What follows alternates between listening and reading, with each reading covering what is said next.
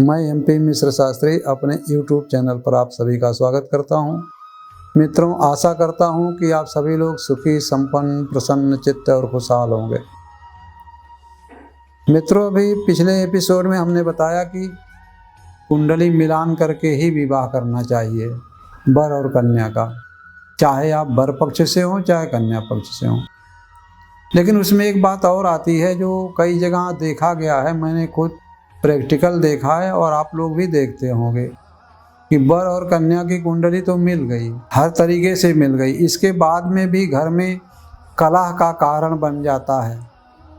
और कलह का कारण क्या बनता है कि उसके पहले एक चीज़ और देखनी चाहिए कि वर का जो मातृभाव है वो कैसा है। क्योंकि बच्चों की कुंडली मिल गई, शादी हो गई, लड़की बहू बन करके घर आ गई, इसके बाद सास का तांडव शुरू हो गया। लड़का लड़की दोनों प्रेम से रहना चाहते हैं, लेकिन सास उसमें आड़े आ जाती है और वो नहीं जानती, वो नहीं चाहती कि किसी तरीके से ये लोग सुखी हों, तो उसमें फूट डालने की कोशिश करती है। तो आखिर ऐसा क्या योग है?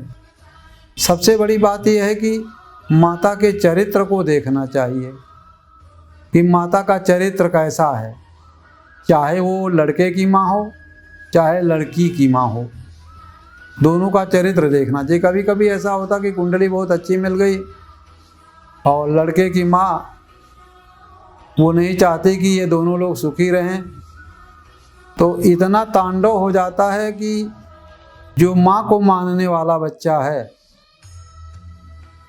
उसकी पत्नी को बहुत तकलीफ होती है। अंततः दोनों अलग हो जाते हैं और अलग होने का कारण केवल माँ बनती है। तो इसलिए कुंडली में क्या देखा जाए कि जिससे हमें यह पता चल जाए कि लड़के की कुंडली तो बन रही है, सब कुछ बन रहा है, तारा, भकूट, नाड़ी, सारी चीज़ें बन रही हैं, गण बन रहा है, लेकिन माँ का स्वभाव गड़बड़ है, सास का स्वभाव गड़बड़ है। तो जब सास का स्वभाव गड़बड़ है तो उसे क्या किया जाए? पहले तो ये देखा जाए कि वो गड़बड़ी है भी कि नहीं है, और है तो कैसे है, ये देखना पड़ेगा। तो उसमें लिखा गया है कि खष्टाष्टम पति भौम शशि रहे मातृगृह माहि कैलासनाथ सुखदेव मुनि कह पर जातकताहि। खष्टाष्टम पति भौम शशि, छठे का मालिक कुंडली में और आठवें का मालिक, ये भौम और शशि चंद्रमा और मंगल हों और रहे मातृगृह माँ,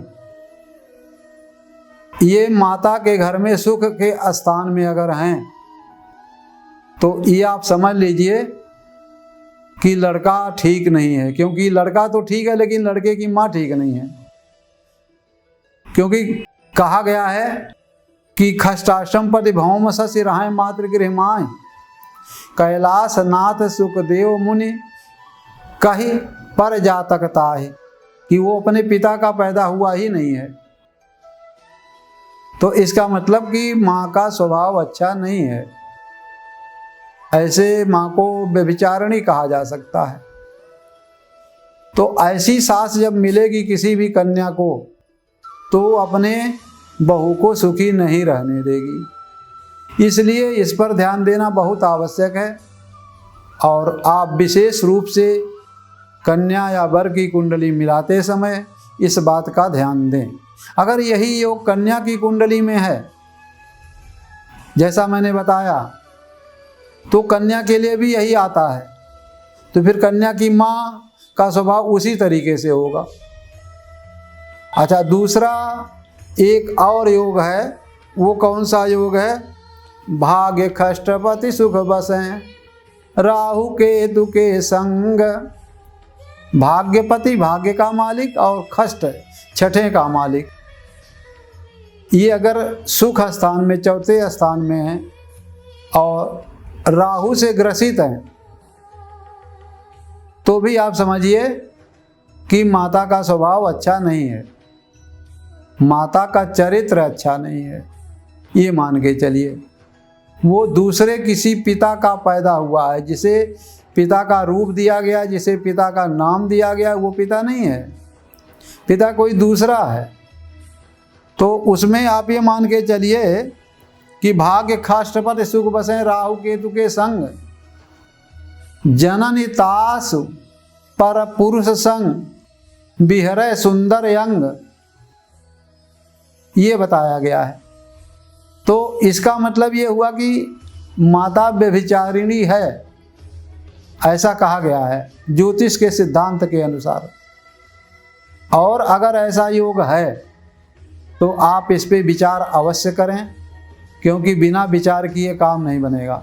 बिना विचारे जो करे सो पीछे पछताए, काम बिगाड़े आपनो जग में होत हंसाए। तो हमारा काम भी खराब हो और संसार के लोग हमें हंसें कि अच्छा, बहुत अच्छा किया है। क्योंकि शादी के बाद, विवाह के बाद कन्या जो है वो ससुराल में ही अच्छी लगती है। अगर वो 4 दिन के लिए मायके आ जाए और पता चला 1 हफ्ता रह गई तो पड़ोसियों को चिंता हो जाती है कि आखिर बात क्या है, 1 हफ्ता क्यों रह गई यहाँ पर। तो इसलिए मित्रों, इन बातों पर ध्यान दें, विचार करें और इसके बाद विवाह के लिए राजी हों, तभी कन्या और वर दोनों का जीवन सुखमय होगा। मित्रों, आप हमारे चैनल को सब्सक्राइब करें, बेल आइकन को दबा दें और अपने मित्रों में ज़्यादा से ज़्यादा इसे शेयर करें, जिससे कि सबका जीवन सुखमय हो, सब इसकी जानकारी प्राप्त कर सकें और परेशानियों से जो है दूर हों, आने वाली परेशानियां उनके निकट ना आवे। और मित्रों, यदि आप हमें अपना जन्मांक दिखाना चाहते हैं तो आप हमारे फ़ोन नंबर पर हमसे संपर्क कर सकते हैं और उस पर विचार किया जाएगा समय लेकर के, और आपका कल्याण होगा। मित्रों, सभी सुखी हों, सभी संपन्न हों, इसी कामना के साथ जय माता दी।